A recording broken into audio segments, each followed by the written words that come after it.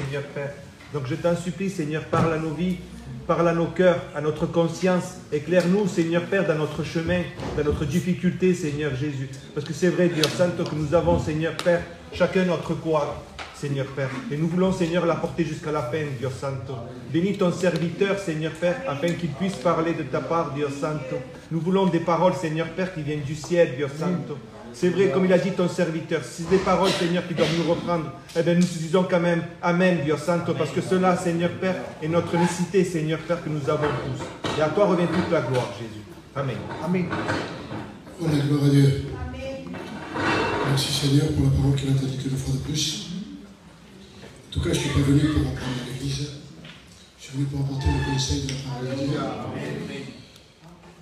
Vous savez, je viens simplement, ça fait quelques années que je prêche la parole de Dieu. Et néanmoins, je n'ai pas de prétention. Je suis ce que je suis, c'est la grâce que Dieu me fait que d'apporter le conseil de Dieu. Donc j'apporterai simplement ce soir un complément à ce que vos serviteurs ont l'habitude de vous apporter. Paul disait, je ne me lasse pas de vous écrire toujours les mêmes choses, car ceci est salutaire pour chacun d'entre vous. Donc il n'y aura rien de nouveau ce soir, simplement un conseil. Il y a, et je le dis souvent, il y a un avantage à venir de temps en temps dans une église, pas venir souvent. Si le pido al Diego que t'as hecho la semana pasada, tu mujer de comer, je ne sais pas. Qu'est-ce qu'a prêché le frère il y a 15 jours? Je ne me rappelle plus, c'est qu'il a prêché, c'est que j'ai mangé. Par contre, si le Diego il va avec sa femme au restaurant, même que ça fait 15 ou 20 jours ou un mois, c'est tellement rare peut-être qu'il va se souvenir. Donc si vous voulez, ce qui est important ce soir, ce qui me fait plaisir à moi, c'est que je passe de temps en temps et j'espère que le message que je vais apporter, vous ne l'oublierez pas. Ce n'est pas que c'est un super message, ce n'est pas un super repas, c'est simplement la parole de Dieu. Vous savez, des fois, on va au restaurant où c'est très bon, où ça ne vaut rien. Et on s'en souvient parce que c'était très bon. On s'en souvient parce que c'était très mauvais. Et c'est vrai. Donc en espérant ce soir que ce soit pas simplement bon, mais quelque chose qui puisse réconforter mon cœur. Donc on va ouvrir la Bible. Je répète, le message que je vais apporter, c'est simplement qu'un complément, je n'apporterai rien de plus. Et un message que nous connaissons tous, 1 Corinthiens 1, 18. C'est bien d'avoir une Bible. C'est bien d'avoir une Bible. C'est important la Bible. Parce que des fois on peut se tromper.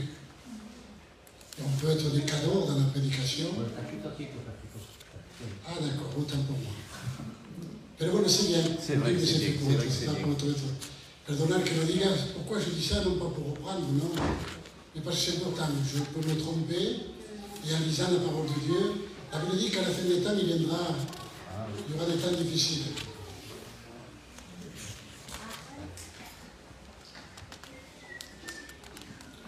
Il y aura des temps difficiles. Donc, on va ouvrir la Bible dans 1 Corinthiens 1, 18. Le verset, vous le connaissez. Car la prédication de la croix est une folie pour ceux qui périssent, et pour nous qui sommes sauvés, elle est une puissance de Dieu. Bébé, tu veux présenter ces mots?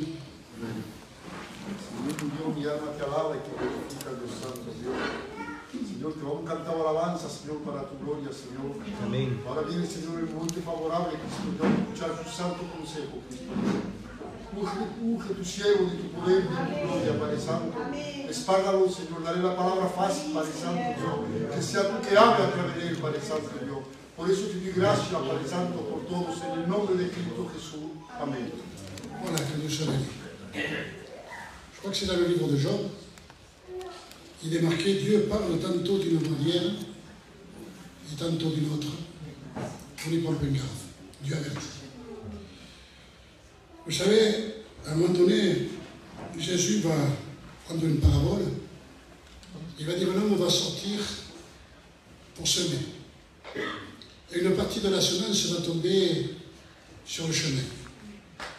Bon, à l'époque de Jésus, il n'y avait pas de goudron, il n'y avait pas des matériaux qu'il y a aujourd'hui. Et les chemins se faisaient apparemment à force de passer. et de repasser. Au début, la terre était meuble, et petit à petit, le terrain s'endurcissait et ça devenait un chemin. Pourquoi est-ce que je dis ça?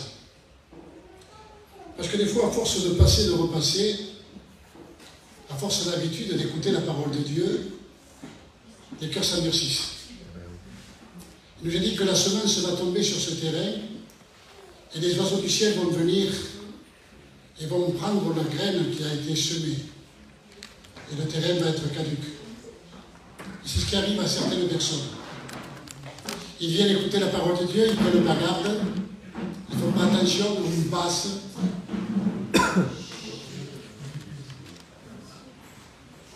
On passe, on repasse, et à partir de là, les cœurs s'endurcissent. Et qu'est-ce qui se passe? La parole de Dieu ne pénètre plus.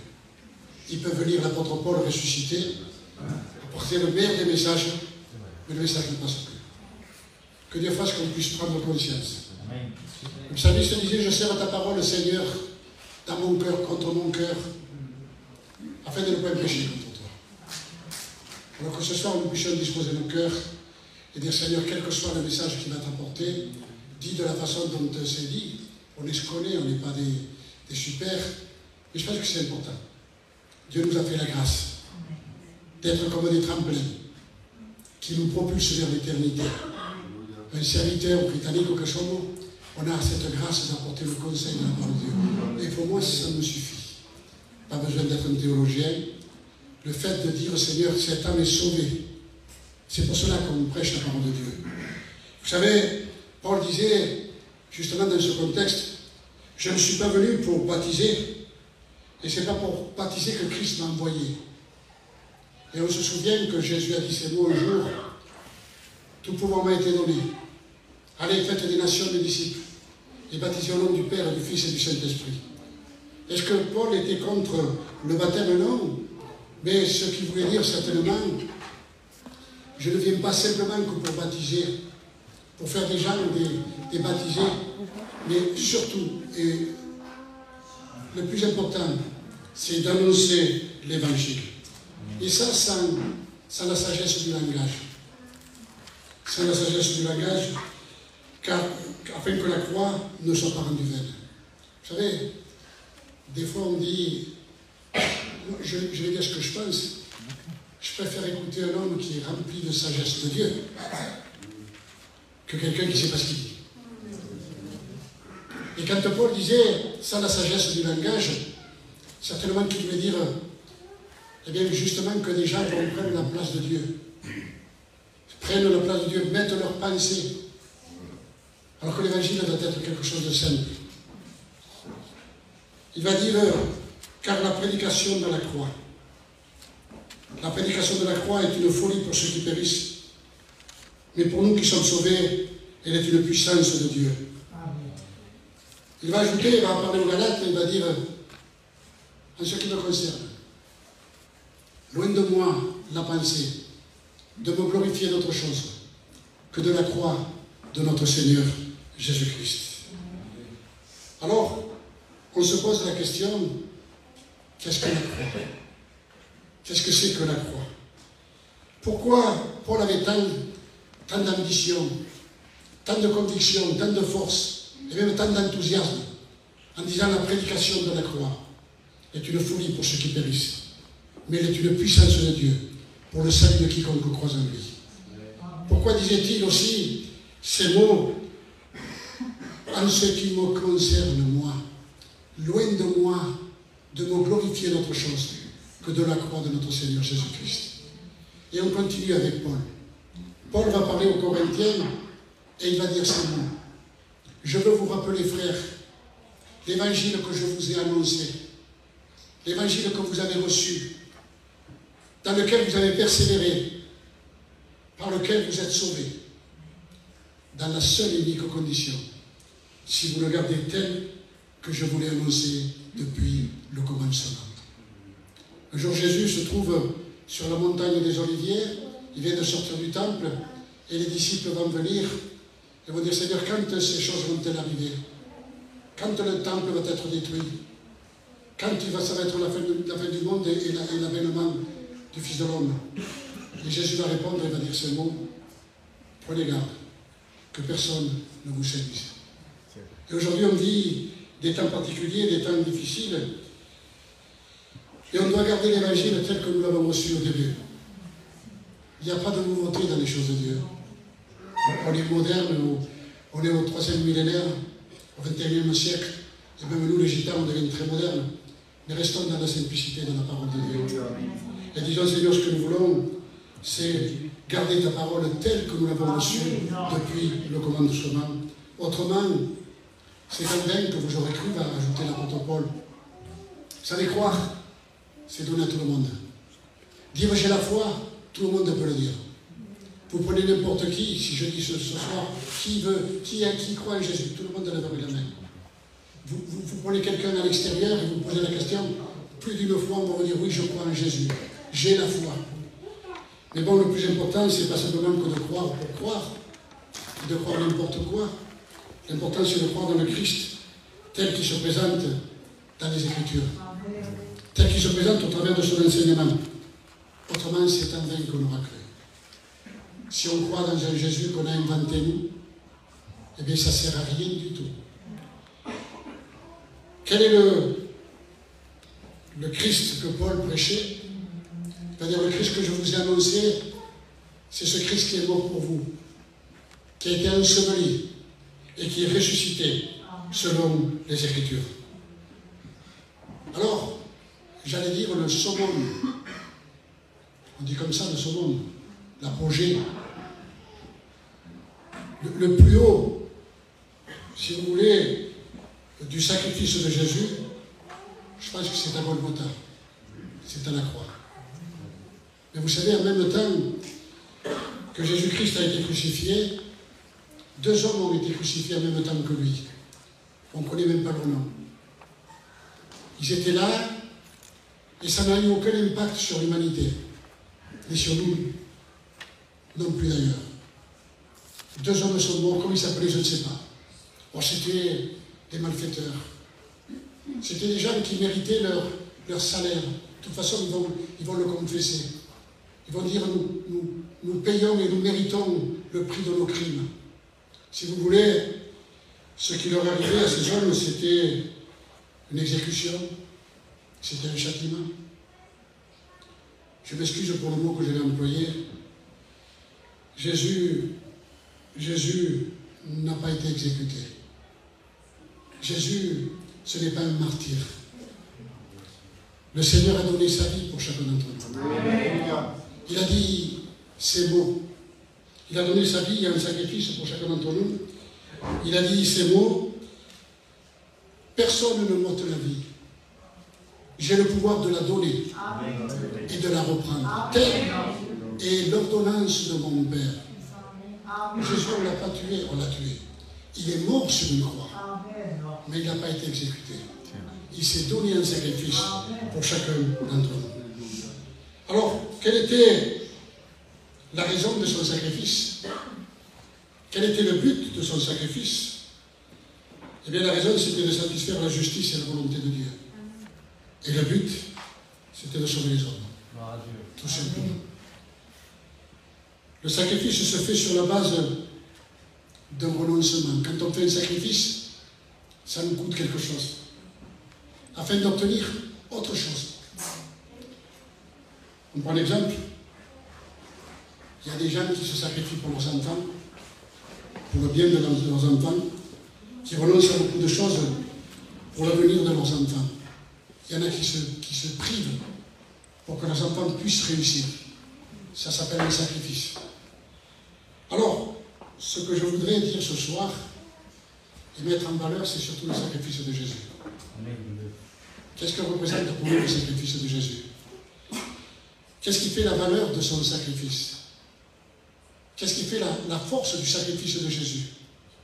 Et quel bénéfice pourrons-nous en tirer au travers de la force de Christ? La Bible dit, Christ entrant dans le monde a dit, tu n'as agréé ni sacrifice ni holocauste. Me voici, envoie-moi. Je viens pour faire ta volonté. Et simplement qu'en vertu de cette volonté, nous sommes sanctifiés, une fois pour toutes, par l'offrande de son corps. Vous savez, avant de venir Jésus sur la terre, il existait déjà. Nous sommes venus au monde, nous ne savions pas, nous n'existions pas. Mais Jésus vivait déjà. Et où se trouvait Jésus pendant ce temps-là? La Bible dit, personne n'est monté au ciel, si ce n'est celui qui est descendu du ciel, le Fils de l'homme qui est dans le ciel. Alors Jésus était dans le ciel, et il a dû quitter son ciel de gloire. On a dit que le summum, c'est Golgotha. Mais tout a une valeur. Si Jésus n'aurait pas quitté son ciel de gloire, s'il ne serait pas venu sur la terre, eh bien, son sacrifice n'aurait pas eu de valeur. Donc, il est descendu du ciel, et à partir de là, il est venu pour que nous puissions en profiter. Vous savez, j'ai l'habitude de le dire, il y a des années de ça, au début de ma conversion, j'étais allé à la salle Vallière, et il était venu un homme, c'était un astronaute. Il était membre de l'équipage d'Apollo 15, c'était le colonel James Irwin. Il avait donné une conférence, apparemment il était devenu pasteur, en tout cas prédicateur, et il était monté sur la lune, il a marché sur la lune. Et il a dit ces mots. Il a dit ces mots, et je l'ai entendu.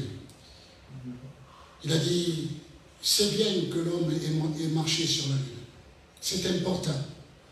Mais combien plus important, c'est que le Fils de Dieu, Dieu lui-même, au travers de son Fils, ait marché sur la terre. Amen. Donc Jésus a laissé son ciel de gloire. Et il est venu sur cette terre. Il a quitté son ciel. Et quand nous, on accepte, si vous voulez, la croix, la Bible dit qu'on devient étranger sur la terre.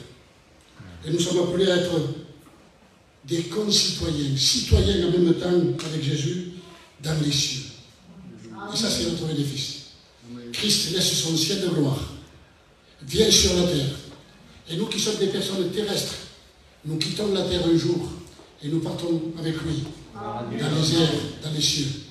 Alors, qu'est-ce que c'est que le ciel? Vous me direz, qu'est-ce que c'est? Où c'est les cieux? Il y en a qui diront, il y a le premier ciel, il y a le deuxième ciel, après il y a le ciel. Je ne sais pas où c'est Dieu. Je ne sais pas où est le ciel. La Bible dit que Dieu habite une lumière inaccessible, que nul homme n'a pu voir et ne verra pas. Alors méfiez-vous, Internet aujourd'hui, méfiez-vous. Les frères ont mis une petite note là, pour les enfants. Je suis tout à fait d'accord. J'interdis dans mon église que les enfants jouent à quoi que ce soit. Mais je dis bien que j'interdis. Parce que c'est du venin. Faites-le chez vous si vous voulez. Mais à l'église, laissez-les écouter la parole de Dieu. Eux qui sont tout petits. Donc si vous voulez, méfions-nous d'Internet, où on dit n'importe quoi. Alors, à un moment donné, il y a des gens qui disent, j'ai vu Dieu, je suis monté au ciel, je suis allé à l'enfer. Dans pas longtemps, ils vont faire des reportages, ils vont partir avec une caméra, ils vont revenir, ils vont dire voilà ce qu'on a vu. Mais la Bible dit, ne portez pas foi à tout esprit, mais éprouvez-les pour voir s'ils viennent de Dieu. Et aujourd'hui, on dit tout et n'importe quoi. La simplicité, c'est comment vivre. Comment ça va ça? Je ne sais pas. Jésus revient. Quand est-ce qu'il va revenir? Je ne sais pas. Mais l'important, c'est d'être prêt. Amen. Parce que si je te dis Jésus revient, Jésus revient, Jésus revient, et tu ne te prépares pas à la rencontre de ton Dieu, Jésus va venir et toi tu vas rester là. Donc mon but à moi, mon objectif de tout serviteur de Dieu, c'est de préparer les gens avec leur simplicité à être prêts à la rencontre de Dieu. Quand est-ce qu'ils reviennent? Il y a Israël qui se déchaîne, c'est pas notre problème. La Bible dit c'est deux choses qui doivent arriver. Vous soyez prêts à la rencontre de votre Dieu. Écoutez le conseil de la parole de Dieu. Mettez en pratique la parole de Dieu. La Bible dit ne vous bornez pas simplement qu'à écouter. Ne vous arrêtez pas. On a été bénis. Bénis pourquoi? Bénis pourquoi tu étais? Parce que c'était bien, le message m'a plu. Pourquoi pas, ça me fait plaisir. Mais ça ne t'apporte rien du tout. Le message sera quelque chose d'important et la bénédiction sera quand tu partiras de ce lieu, ce soir, ou demain, ou dimanche, ou tout, je crois qu'une fois que tu viens à la réunion et que tu viens avec une question dans ton cœur et que Dieu te répond. Ça, c'est une bénédiction. Quand tu viens avec un souci et que Dieu ôte ce souci de ton cœur. Ça, c'est une bénédiction. Amen. Parce que les frères chantent bien, c'est une bénédiction. Bien, c'est vrai qu'ils chantent bien. Mais ce n'est pas ça la bénédiction. La bénédiction, c'est le Seigneur, merci. Samuel disait, parle, parle, Seigneur, ton serviteur écoute. Et c'est pour ça qu'on vient écouter la parole de Dieu. Si c'est pour amuser la galerie, ça ne sert à rien. Et quand on vient appeler les galfakites, c'est un ancien. Écoutez, ça fait que je voudrais être un petit jeune, moi. Parce qu'ancien, ça veut dire vieux, tout simplement. Donc c'est important de dire, Seigneur, donne-moi à prendre conscience que quand je viens dans ta maison, il y a un passage qui dit, et je le dis souvent, quand tu franchis le seuil de la maison de Dieu, ne viens pas pour offrir le sacrifice de l'insensé. Viens pour écouter et mettre en pratique le conseil de Dieu. Donc je t'exhorte, et je crois que ce message va t'en rappeler, de dire, Seigneur, quand je viens dans ta maison, je veux disposer mon cœur. Seigneur, parle-moi. Parle-moi et donne-moi à prendre conscience. Et surtout, quand tu vas me parler, Seigneur, mon objectif, c'est de mettre en pratique ton conseil. Au commencement était la parole, dirait la Bible. Et la parole était avec Dieu. Et la parole était Dieu. Et dans le verset 14 de Jean, premier, il nous est dit, et la parole s'est faite chair. Et elle habitait au milieu de nous pleine de grâce. Et nous l'avons connu comme étant la gloire du Fils venu du Père. Un autre passage dira, ayez les sentiments qui étaient en Christ, lequel existant en forme de Dieu, n'a point regardé comme une proie arrachée d'être l'égal de Dieu, sinon il a pris la forme d'un serviteur, la forme d'un homme, et il s'est humilié, la Bible dira, jusqu'à la mort et la mort de la croix. Alors, n'en déplaise à certaines religions, Jésus est Dieu. Au commencement était la parole. La parole était avec Dieu, la parole était Dieu. Et la parole s'est faite chair. Elle a été reconnue comme étant le Fils de Dieu. Ayez les sentiments qui étaient en Christ, lequel existant en forme de Dieu, n'a pas regardé d'être l'égal de Dieu. Je vous pose une question. Pourquoi l'ange porteur de lumière, que les catholiques ont baptisé Lucifer, eh bien, a été précipité? Qui est là?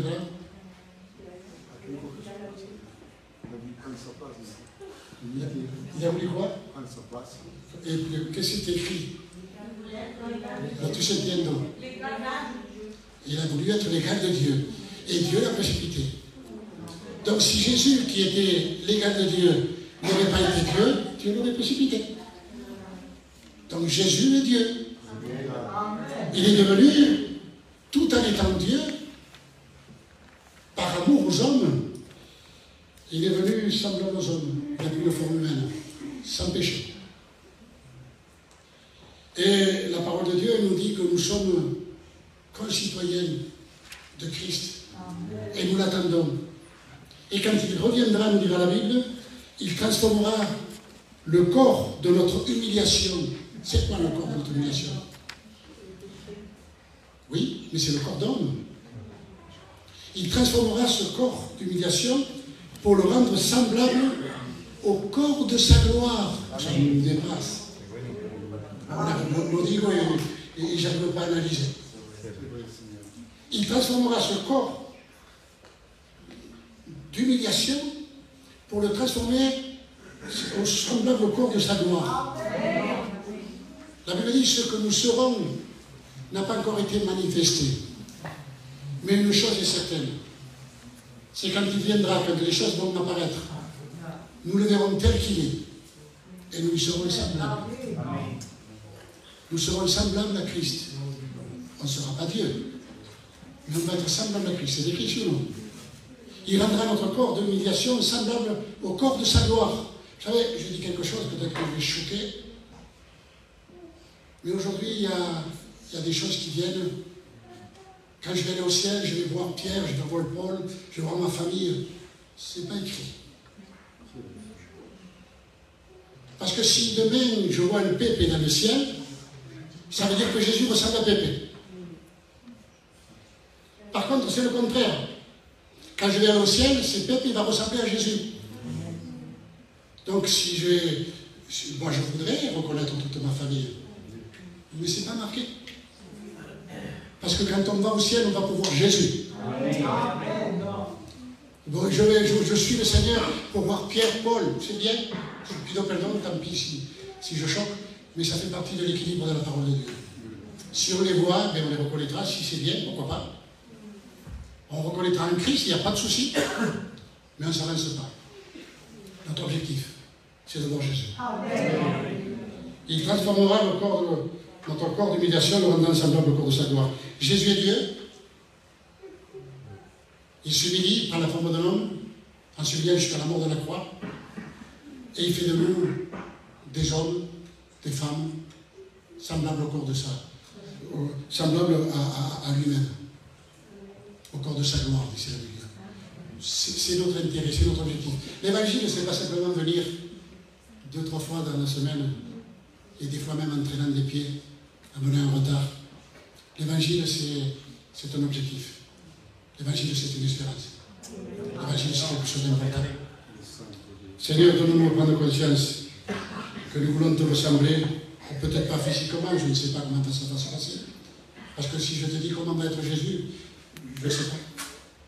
Mais on le verra tel qu'il est. Et nous lui serons semblables. Il y a un passage qui dit dans la parole de Dieu, un passage qu'on connaît par cœur, que même les enfants peuvent le répéter. C'est le passage de Jean 3,16. Car Dieu a tant aimé le monde qu'il a donné son Fils unique, afin que quiconque croise en lui ne périsse point, mais qu'il ait la vie éternelle. Dieu a tant aimé le monde qu'il a donné son Fils. Jésus, c'est le Fils de Dieu. Il est Dieu. Il était dans le ciel, il est Dieu, il est le Fils de Dieu. Explique-moi. Écoutez, je ne sais pas l'expliquer.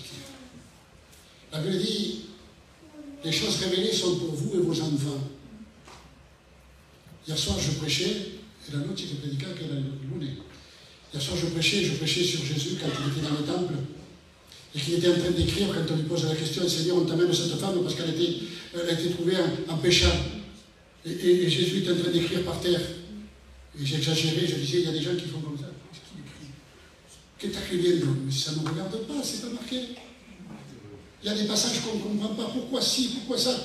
C'est pas, les choses révélées sont pour vous et vos enfants. Il y a des versets qu'on comprend, mettons-les en pratique. Et je ne comprends pas toujours. Est-ce que Dieu ne nous donne pas d'explication? On n'a pas à savoir. Dieu, s'il aurait voulu, il nous aurait dit ce qu'il était en train de marquer. Oui, mais dans l'Ancien Testament, ce n'est pas un souci. Pourquoi il y a ceci, pourquoi il y a cela? Comment va être l'antéchrist quand c'est pas... C'est pas à nous de chercher. Nous, ce qu'on doit chercher, c'est les choses qui sont révélées. Les choses cachées sont pour Dieu. Si ce n'est pas marqué, si Dieu ne nous explique pas quelque chose, écoutez, ce n'est pas un problème. On comprend Jean 3,16. On sait que Dieu a donné son Fils pour nous. C'est suffisant. On sait qu'il faut marcher dans la sanctification. C'est suffisant. On sait qu'il faut marcher par la foi. Il faut prier le Seigneur. Mais c'est suffisant. Et des fois, on se complique l'existence. Alors, Dieu a tant aimé le monde qu'il a donné son Fils. Jésus est le Fils de Dieu. Les gens disent non, mais c'est écrit, il est le Fils de Dieu. Et si vous lisez dans les évangiles, plus de 60 ou 70 fois, il est mentionné, et c'est Jésus qui le dit souvent, qui s'attribue ce titre de Fils de l'homme. Le Fils de l'homme est venu chercher sauver celui qui était perdu. Qui dit-on que je suis, moi, le Fils de l'homme? Donc Jésus lui-même s'attribue ce nom. Étant Fils de Dieu, il se fait Fils de l'homme.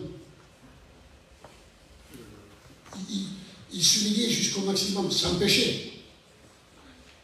Et alors, ce qui est important pour nous, c'est encore qu'on a un bénéfice. Au commencement était la parole, nous dit la Bible. Et la parole était avec Dieu, la parole était Dieu.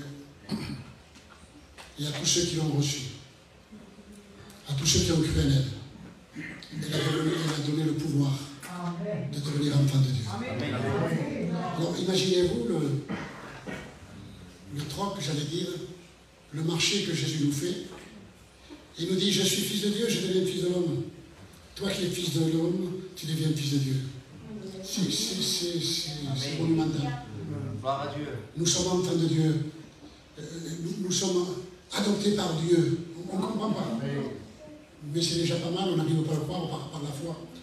Dire, Seigneur, tu as fait de nous des enfants de Dieu. Vous savez, la Bible dit que tout lui appartient à Dieu. Dans le ciel, sur la terre, l'or, l'argent, tout lui appartient. Néanmoins, quand il est venu sur la terre, il n'avait rien à lui. Il est né dans une étable. Il n'avait même pas de sépulcre. On a dû en prêter un. Je crois que c'est... Comment c'est envoyé Joseph d'Arimathée, qui lui a donné son sépulcre. C'était neuf d'ailleurs. Il n'avait rien. Un homme jour s'approche de Jésus et lui dit, Seigneur, je te suivrai où tu iras. Et Jésus va lui dire, écoute, regarde-moi. Les renards ont des tanières. Les oiseaux ont des nids. Et le Fils de l'homme n'a pas de quoi reposer sa tête. En disant, tu prends conscience, pourquoi tu me suis? Je ne suis pas Jésus par intérêt. Jésus, justement, il ne s'attachait pas aux choses terrestres, aux choses de la terre. La Bible dit qu'il était pauvre, il s'est fait pauvre. Il s'est fait pauvre, de riche qu'il était, afin que par sa pauvreté, nous soyons enrichis. Et aujourd'hui, nous sommes riches non pas d'une richesse matérielle, mais une richesse physique, sinon que Dieu nous a donné une richesse spirituelle. Un jour, Pierre et Jean, c'est ça, ils montent au temple. Pierre et Jean montent au temple. Et là, ils vont se trouver à l'heure de la prière. Vous savez, après tout, quand Jésus est venu, Jésus c'était un juif, les disciples c'était des juifs. Et quand le Saint-Esprit est descendu, quand l'Église est née, il leur restait encore des choses de juifs. Et si vous voulez, 3 heures de l'après-midi, la prière c'était d'aller au temple pour les juifs.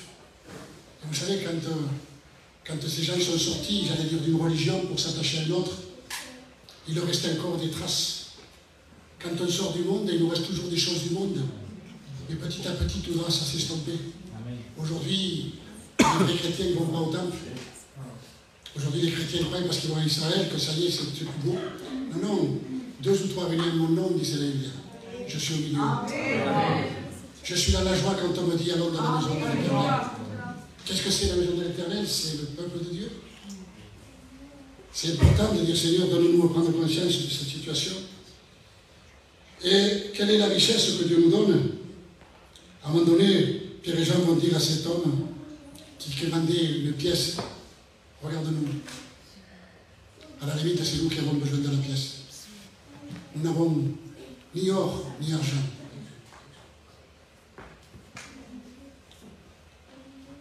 Nous n'avons ni or, ni argent.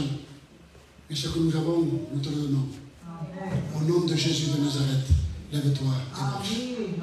Et la richesse que Dieu nous donne, ce n'est pas une richesse matérielle. Merci Seigneur, si on a des richesses physiques et matérielles. Mais la vraie richesse, c'est celle que Dieu nous donne. La richesse du salut. La joie, la paix. Je prêchais dernièrement, ou c'est mon petit qui prêchait, sur les fruits de l'esprit. Et on a besoin de dire Seigneur, merci pour la grâce que tu nous fais de t'appartenir et pour les richesses que tu nous donnes. Le Seigneur un jour va être appréhendé. On va le prendre, vous savez, cet homme qu'on appelle Judas, son disciple va le trahir avec un baiser. On va le prendre, on va le conduire devant le Sanhédrin, on va le conduire, et à un moment donné, on va le conduire devant Pilate. Et quand il se trouve devant Pilate, à force de parler avec lui, Jésus va dire ces mots: mon royaume n'est pas de ce monde. Alors Pilate va dire, donc tu es roi. Tu es roi. Et Jésus de répondre, tu l'as dit, je suis roi. Et Jésus, il est dans le ciel, si vous voulez, et Jésus de lui-même, il est roi. Et il est roi des rois. Seigneur des seigneurs. Et pour un temps, il a renoncé à sa royauté. Tout en étant le Fils de Dieu. Il s'est dépouillé. Il s'est humilié. Il n'est pas venu comme un roi, il est venu comme un serviteur. Et c'est important de dire, Seigneur, en acceptant la croix, si tu acceptes la croix, je crois que tu l'as accepté, Dieu fait de toi un royaume de sacrificateurs. Il nous a dit, et bien qu'il nous a délivrés de la puissance des ténèbres et nous a transportés dans le royaume du Fils de son amour, de son Fils bien-aimé. Il nous a sortis des ténèbres. Il n'a pas transformé les ténèbres en nous. Il nous a sortis carrément des ténèbres et nous a conduits à son admirable lumière. Donc c'est important de dire, Seigneur, donne-moi à prendre conscience, c'était nous les serviteurs, c'était nous les esclaves. La Bible dit que nous étions esclaves des rudiments du monde. Et quand les temps furent accomplis, Dieu envoya son Fils, né d'une femme, né sous la loi, pour qu'il puisse nous racheter et que nous devenions par cela des fils d'adoption. Dieu a fait de nous un royaume de sacrificateurs et il nous a propulsés du royaume des ténèbres et nous a transportés dans le royaume du Fils de son amour. Alors, nous sommes toujours avantagés par le sacrifice de Jésus. Jésus a quitté parce qu'un roi, je ne sais pas si vous êtes d'accord avec moi, a un trône. Il était roi, donc il avait un trône. Qu'est-ce que c'est le trône de Dieu? Comment? Pointé. L'équité. L'équité? La justice? Ouais, non. C'est essentiel. Le ciel est mon trône, la terre est mon marchepied.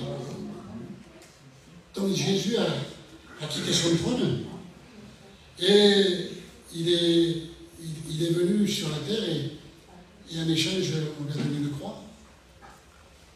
Et la croix, elle était pour nous. La Bible dit, c'est dans l'Apocalypse, à celui qui vaincra. Vous savez, il y a des gens qui veulent être vainqueurs et qui ne combattent jamais, qui ne luttent jamais. Pour avoir une victoire, il faut combattre. Il faut concourir.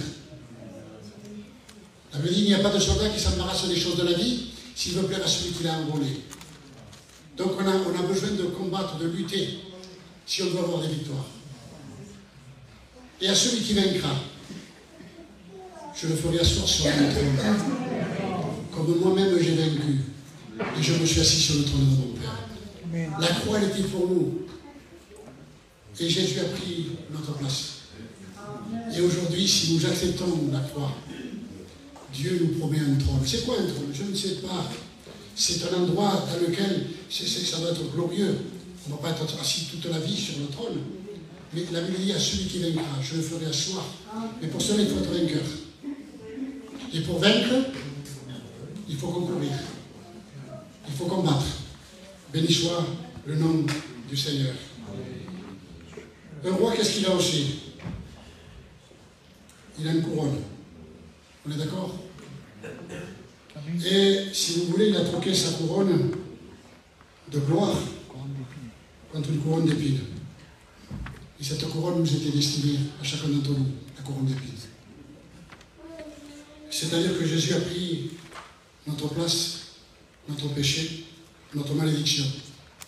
Alors quand on dit malédiction, il y en a qui rentrent dans les dimensions supérieures. Ça veut dire tout simplement, la malédiction c'était la mort. Et Jésus a pris notre place. Il a été l'offrande pour le péché. Il a été notre substitut. Il a payé à notre place. Il n'a jamais péché. Il n'a pas connu le péché. Et il a pris notre place sur cette croix. Et à partir de là, il nous a enlevé la malédiction.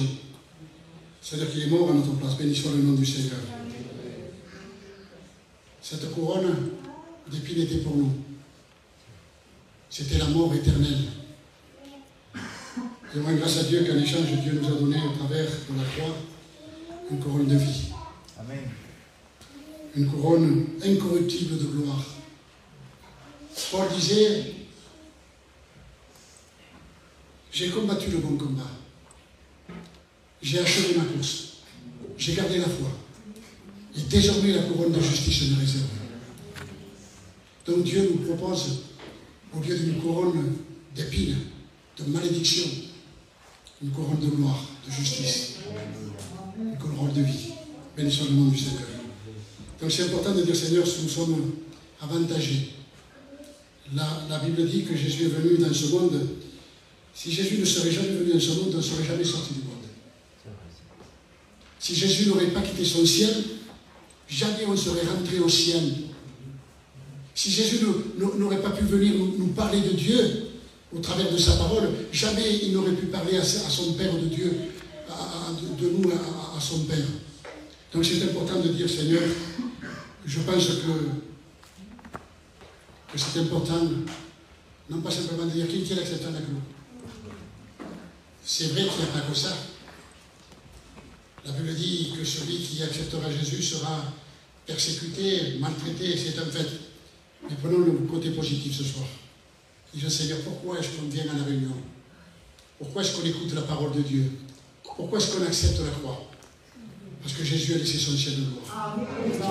Parce qu'il est venu en tant que Fils de Dieu, Fils de l'homme. Parce qu'il est mort à notre place. Et là, on se rend compte que ça vaut la peine d'accepter la croix. Et on disait au début, pourquoi Paul disait-il avec tant de force, la prédication de la croix est une folie pour ceux qui périssent. Vous savez, la Bible dit que l'homme animal ne comprend pas les choses de Dieu. Il trouve des erreurs. Et c'est vrai, et le pueblo britannique, de dire que Jésus est venu, le Fils de Dieu, Dieu lui-même, s'est fait homme pour chacun d'entre nous, mais c'est de la folie. Et les hommes qui ne comprennent pas nous traitent en déloque, c'est un fait, et on les comprend. On a été comme ça. Pour qui notre évangile est-il donné? Sinon pour les incrédules. Que le Dieu de ce siècle a aveuglé l'intelligence, pour qu'ils ne voient pas resplendir la lumière de l'évangile. Et c'est important de dire, Seigneur, quand on dit que la prédication de la croix est une folie, mais c'est une folie pour ceux qui ne voient pas. Mais elle est une puissance de Dieu pour le salut de quiconque croit et est sauvé. Béni soit le nom du Seigneur. Et on arrive à comprendre pourquoi Paul avait tant d'enthousiasme. Et dire, Seigneur, si pour moi, en ce qui me concerne, vu ce que Christ a fait pour moi, ce que Christ a renoncé pour que moi je puisse en bénéficier, de reconnaître la valeur du Seigneur, eh bien, il va dire ces mots, en ce qui me concerne. Loin de moi la pensée d'autre chose que de la croix de notre Seigneur Jésus-Christ. S'il y a quelque chose, prédica bien, Flaquito, prédica bien, Pépé, c'est pas le problème. Tu pries bien, c'est pas le souci. Tu chantes bien, c'est pas ça. Ne glorifions-nous simplement de savoir que Christ a donné sa vie pour chacun d'entre nous. Après, si on chante bien, si on prêche bien, pourquoi pas? Mais c'est des options. Le plus important de dire, Seigneur, nous voulons glorifier ton nom et dire comme l'apôtre Paul, Seigneur, c'est une puissance de Dieu pour le salut de quiconque croit. Et en ce qui me concerne, loin de moi la pensée d'autre chose que de me glorifier que de la croix de notre Seigneur Jésus-Christ. Alors que Dieu fasse que ce petit morceau de pain, vous puissiez vous en souvenir. Vino Flaquito l'autre travail, il a prêché la croix. Je crois que vous allez vous rappeler. Non pas parce que c'était un beau message, mais parce que c'est rare que je vienne, comme des fois elle dit qu'on va muchas veces en ese restaurant. Mais la dernière fois qu'il est allé, sûr, si je demande, plus d'une fois, il va me dire j'ai mangé ça, j'ai mangé ci, j'ai mangé ça. Quand David Flaquito t'accorda aussi, s'il vous plaît, serrez la parole de Dieu dans votre cœur et gardez-la et mettez-la en parole. Vas-y, Pépé, tu remercies Seigneur.